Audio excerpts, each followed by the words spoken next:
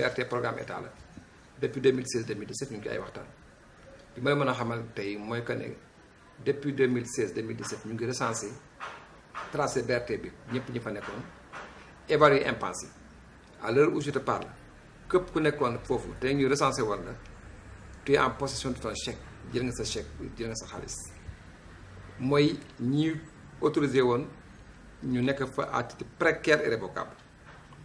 Deuxième problème bi Petersen bi marché garage la woon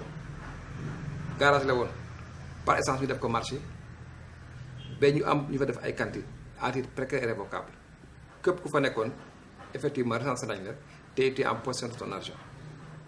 marchand ambulant la ku gàddu sa bagage dem di jaay amoo cantine amoo table amoo place amuñu droit sax ñu leen di recensé mooy encore ñu leen di recaser. am na ñu ne recensé wuñ leen ci côté boobu préfet jël na disposition mais bu fekkente ne am na ñuy recensé wul te ba ñuy recensé nekkuñu fa nañ ko seet ak seetude bu fekkente ne effectivement ñoom ci lañu bokk te recensé wuñ leen daañu leen remettre dans le droit mais képp koo xamante ne tey yaa ngi woon ci axe bi te ñu recensé la jox la sa chèque booku di nga dem engagé wu ma pour recaser tey engagé ma pour recaser qui que ce soit. Un marchand ambulant n'a pas besoin d'être recasé bu ñu recaser borom cantine la ñuy recaser bu loolu weesoo BRT sans BRT occupation anarchique ci voie publique day dàq loolu moom dama ko bëgg mu leer aussi képp ku ñëw di teg sa cantine sa table sa atelier mécanique ci kaw tali bi da ngay daan sa doole dina la fa jëlee ça moom dama bëgg mu leer nañ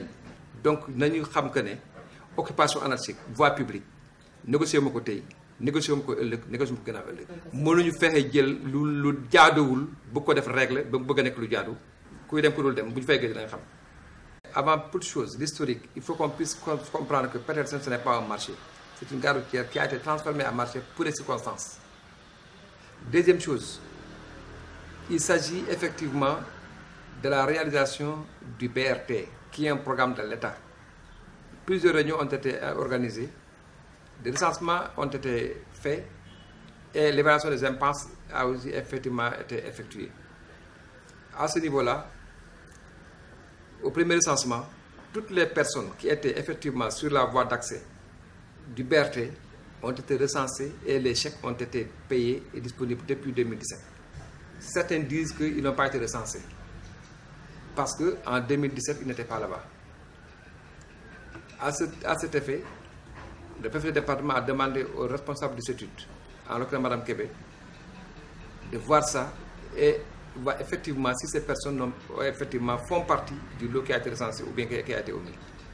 Mais alors je vous parle, toutes les personnes recensées sont en possession de leur chèque. Ceux qui n'ont pas été recensés, s'ils sont sur le tracé du BRT, ça va être réglé avec le CETU. Mais pour ceux-là, effectivement, qui n'en font pas partie, ça, il faut qu'on puisse comprendre que cette question-là, on ne peut pas quand même la négocier. Il n'est pas question, il n'est pas à l'ordre du jour de recasement. En tout cas, personnellement, je n'ai pris aucun engagement pour recaser qui que ce soit.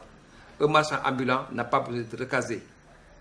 Deuxième chose, l'occupation illégale de la voie publique est un délit.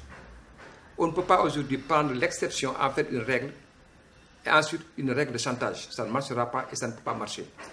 Il faut qu'on puisse comprendre que ceux qui occupent la voie publique, BRT ou pas, quitteront la voie publique.